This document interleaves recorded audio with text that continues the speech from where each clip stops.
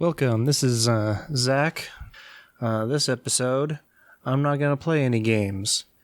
I didn't feel like it. So what I'm going to do is I'm going to talk about what anime I am currently watching in the summer 2016 season. I kind of go over what I'm currently watching, some of the things I dropped, and part of maybe, if I feel like it, why I'm watching it. So I'm just going to jump right into it.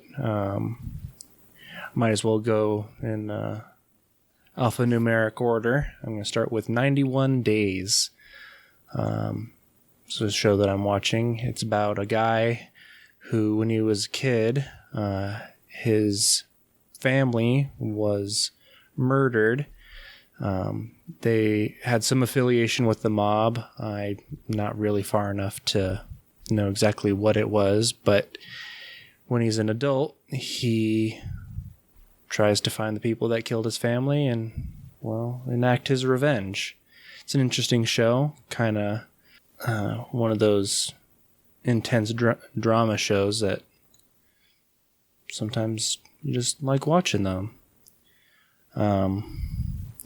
And the next one is called Amama to Inazuma, or Sweetness and Lightning.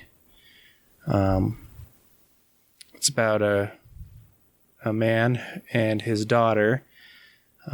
His wife passed away recently, and so he's just trying to take care of his daughter, and he ends up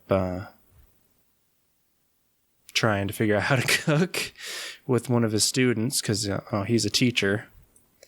And it's just one of those cute shows that they give you the feels, and I like them. It kind of reminds me a little bit of like Bunny Drop, which I actually really enjoyed.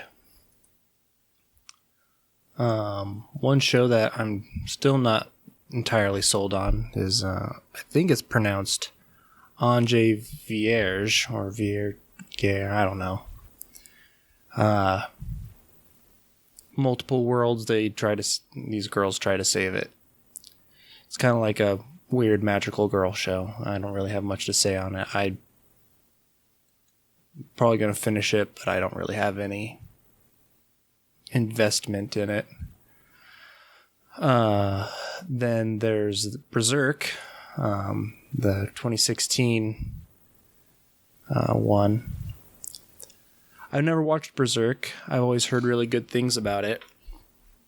And so I decided to take this opportunity since it started to kind of get into it. The animation is not something I'd typically be into, but I said the same thing about Knights of Sidonia, and I actually really enjoyed that.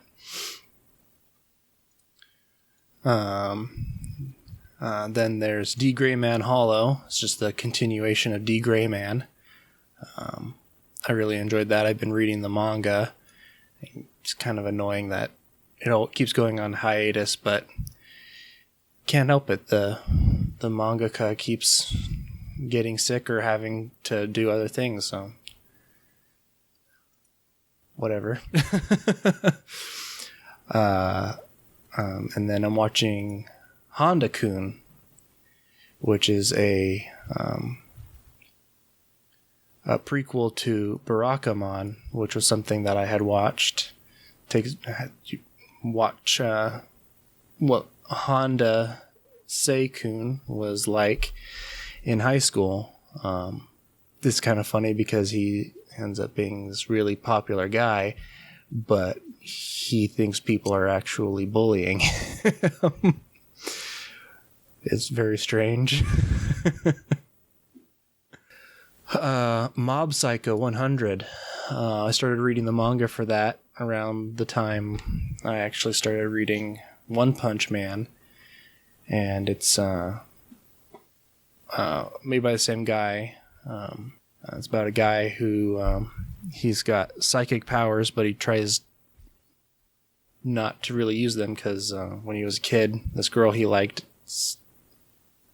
didn't really care about his psychic powers, and she was more into guys with muscles. At least that's how mob sees it. And he represses his emotions, and when he can't repress them anymore, he loses control, and it's actually really cool. So something I actually really like watching is shows where the character has this tremendous power, and they lose themselves in it sometimes. See here, what's this other one? Alderamin in the Sky. Is that what it was called? Yeah. It's an interesting, kind of like these countries are at war, and there's this one guy, he's really smart, but he hates war and loves women. And he accidentally gets himself in a position in the military after saving the princess of his country. At the end of the first episode, they kind of say that he becomes the undefeated general of laziness. And it's pretty interesting. I'm only a couple episodes into it, but I think I'm going to finish it. And then there is Orange, which is a interesting show. It takes place with these 6 high schoolers. You find out that one of them passes away in the future, and the 5 others end up sending, or at least one character, she sends her past self a letter detailing what not to do, and what she would like her to do so she can live without regrets and maybe save their friend. Let's see here. We got Planetarian, which is a show by Key. I like most Key things, but I know that it's probably gonna make me cry. And but it's only 5 episodes long, and it so far hasn't done it. So I wonder if episode 5 is gonna change that. But it takes place kind of in a post-apocalyptic future, and this guy, he's trying to find food in this area. He ends up finding this android who takes care of a planetarium, and he ends up fixing the planetarium. And yeah, that's really all I've got from it. Qualidea Code. I'm never really sure how to pronounce that.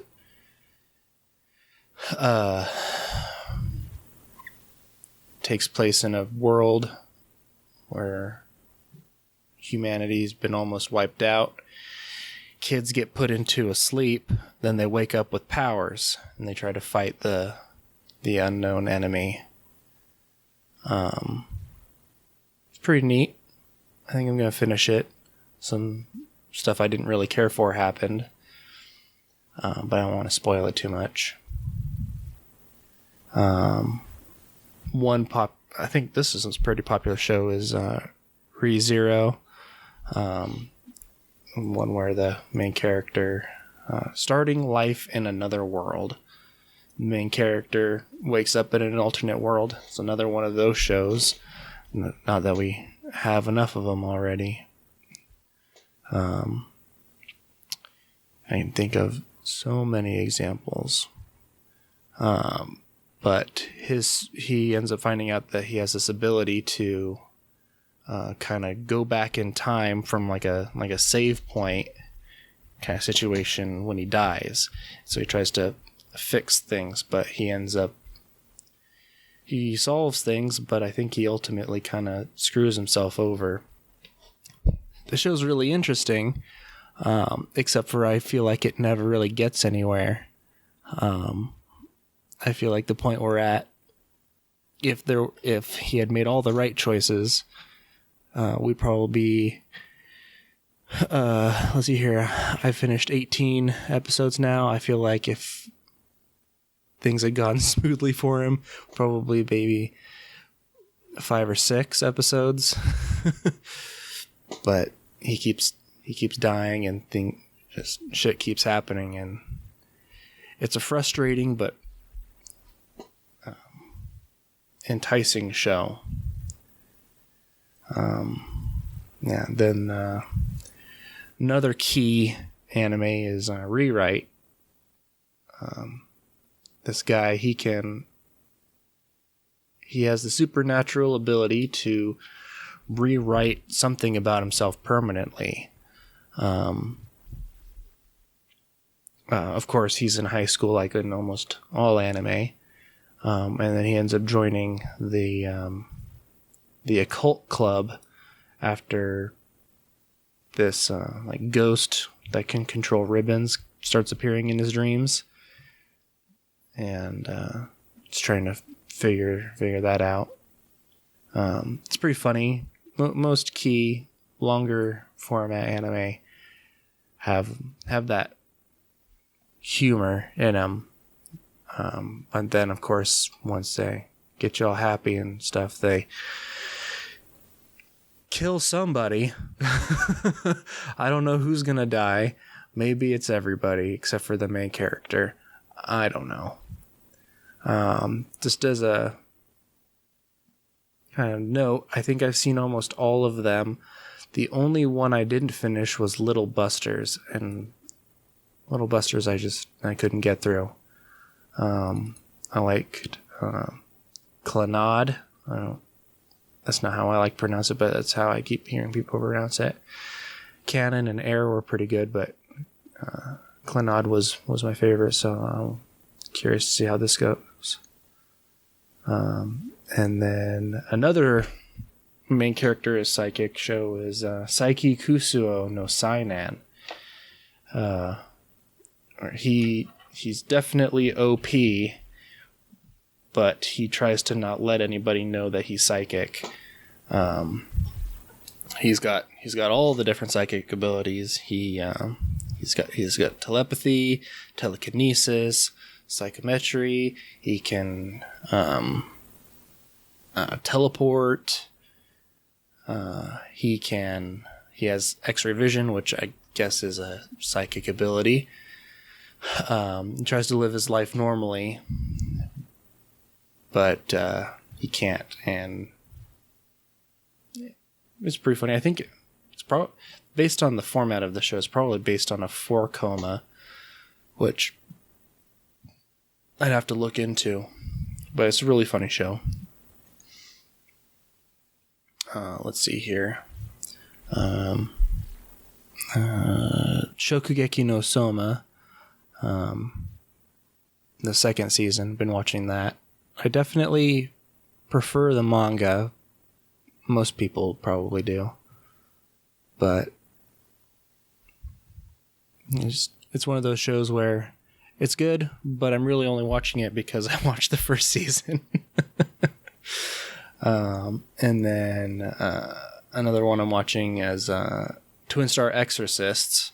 I'm watching that because I read the manga. It's pretty similar to the manga. It's about a kid who he survived this incident as a child where everyone in his dormitory passed away except for him. And while he was training to be an exorcist, and then he decides to stop. Then he finds out that he is one of 2 people known as the Twin Star Exorcists who are destined to become the parents of the Miko, who is going to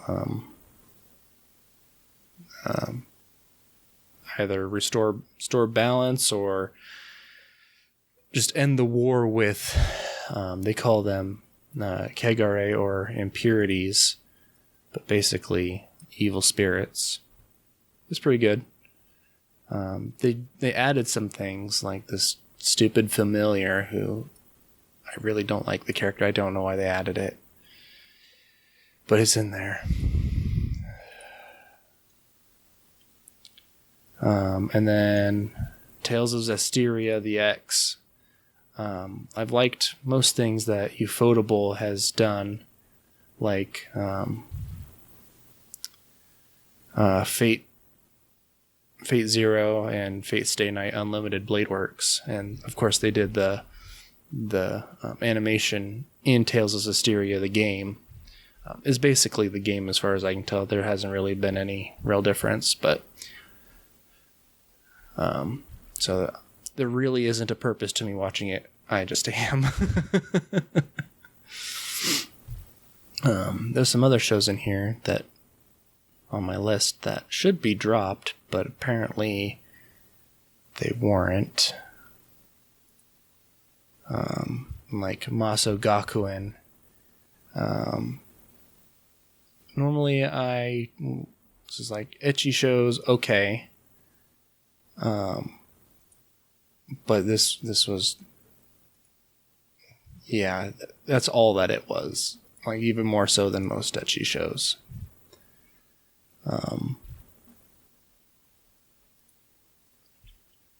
Yeah,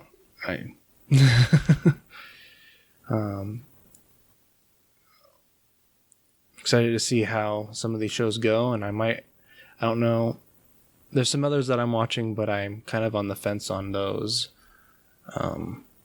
So maybe I'll talk about them. But the shows that I'm liking a lot this season, the most, would be Sweetness and Lightning, Mob Psycho, ReZero, and Psyche Kusuo, and Berserk. Berserk's really good too.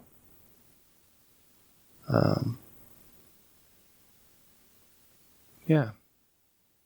I hope you enjoyed this basically only me talking video. Yeah, thanks for watching.